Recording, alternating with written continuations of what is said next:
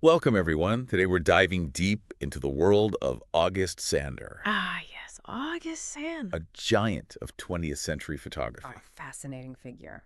Now, most folks know him for his iconic series, People of the 20th Century, right? Right. But today, Yeah, we're going beyond. we're going beyond that. We're exploring the man behind the camera, Ex- his artistic evolution. Mhm. And get this, Yeah. we've even got a recently discovered sketchbook from 1901 to dig into. It's amazing. It offers a glimpse into his early artistic explorations. Really fascinating. So we're talking about a man who used photography to document an entire era.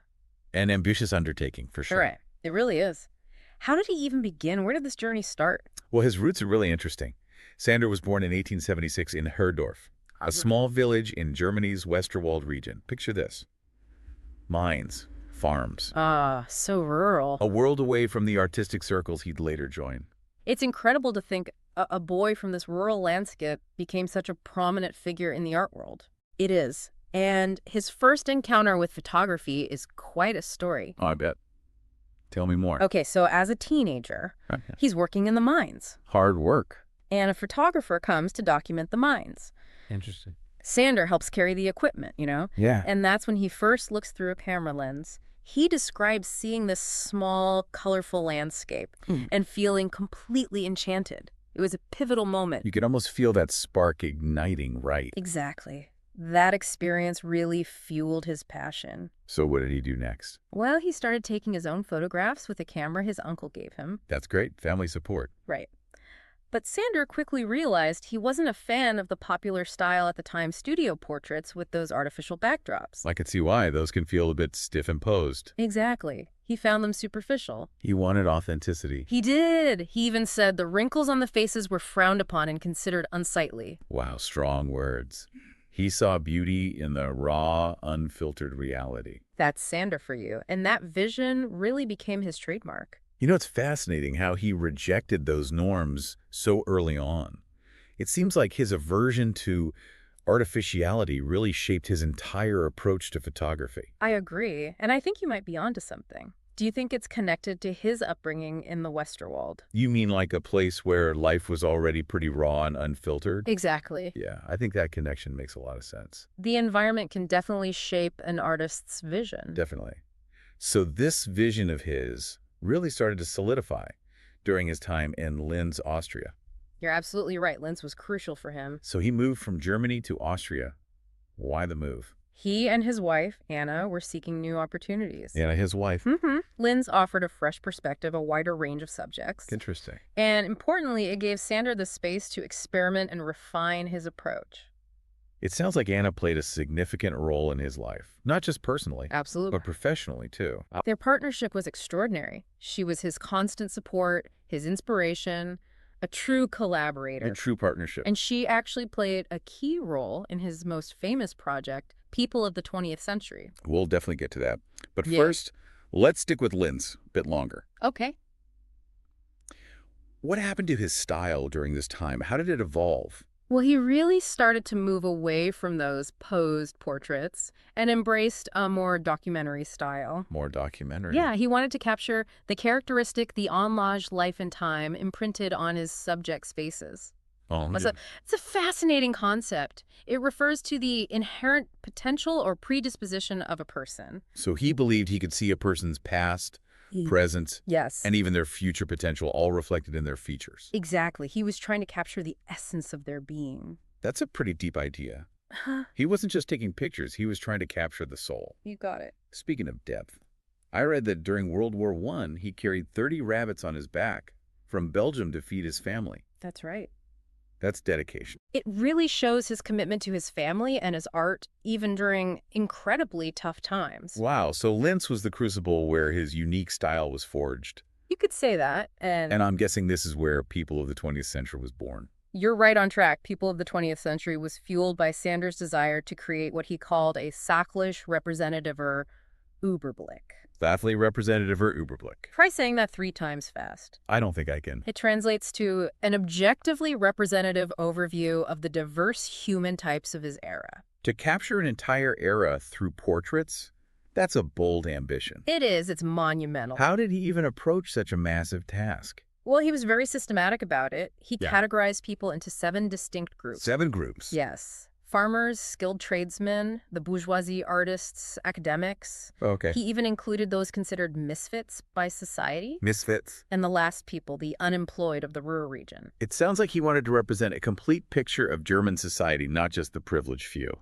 Exactly. He believed that every person, regardless of their social standing, had a story to tell. So he was shining a light on all facets of German society, even those who were often marginalized. He was. Remember the concept of Anlage? Right, the inherent potential. He believed it existed in everyone. I see. And he wanted to capture that inherent potential, that human essence in all its forms. It's a powerful statement about the value and dignity of every individual. It is. And here's another interesting detail.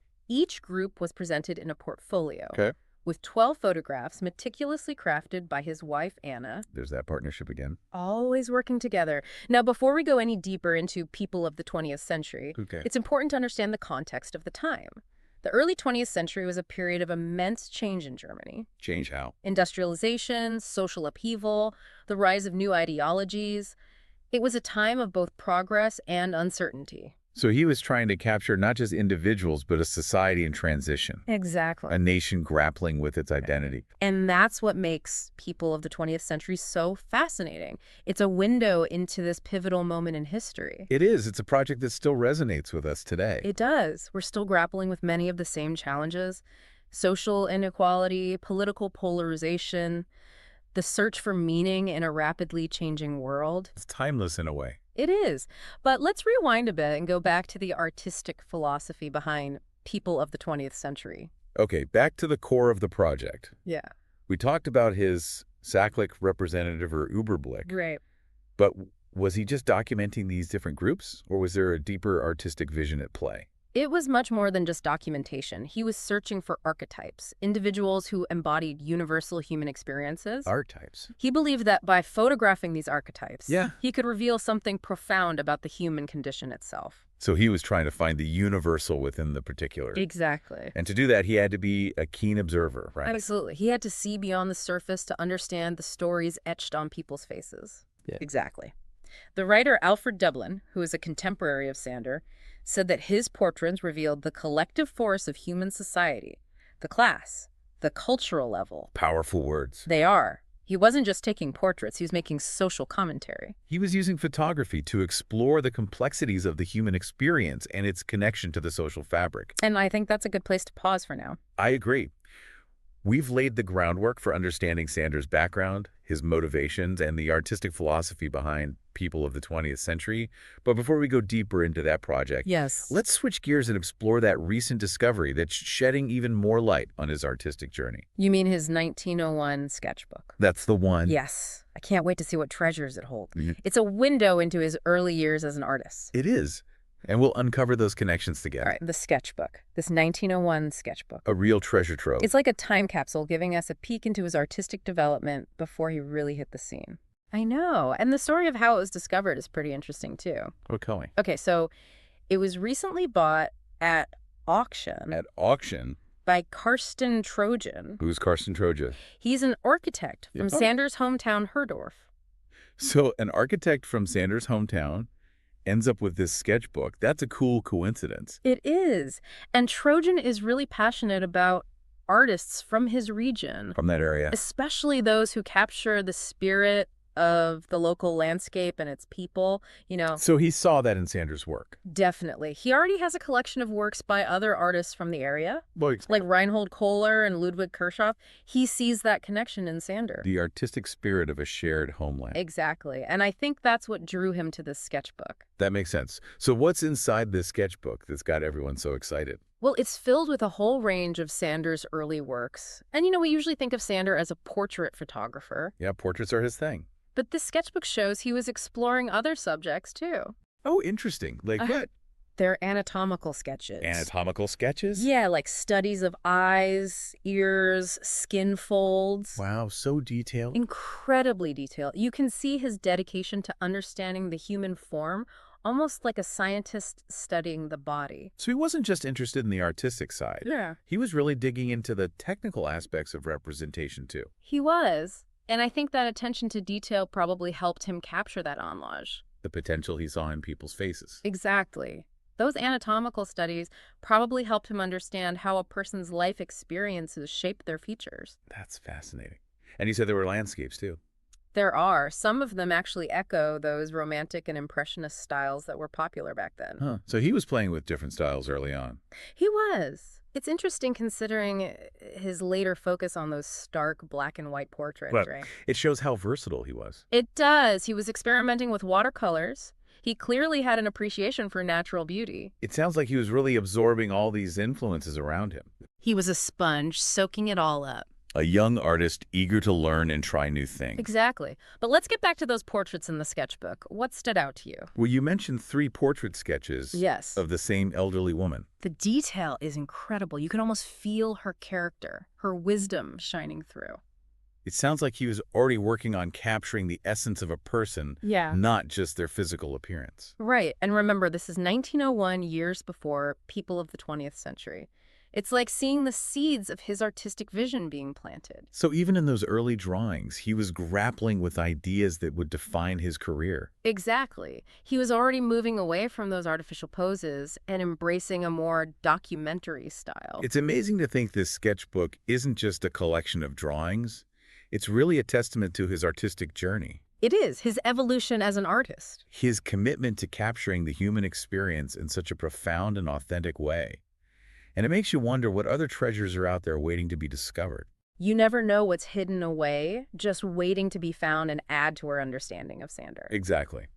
But for now, Yes. let's shift our focus back to his iconic project, People of the 20th Century. All right, let's do it. We've talked about his motivations and the philosophy behind it. We have. But now I want to hear your thoughts on the impact of this project. Why do you think it still speaks to people today, almost a century later?